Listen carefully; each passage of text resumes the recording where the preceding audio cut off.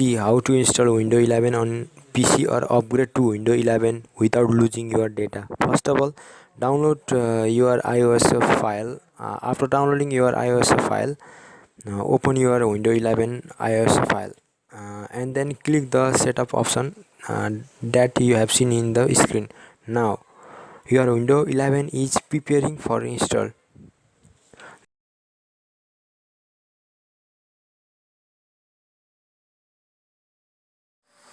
Now click on the next button. Again click on the accept button.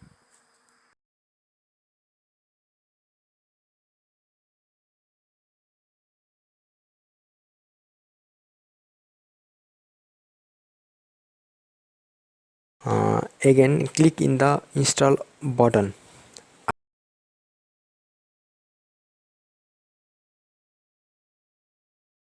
After restarting your PC,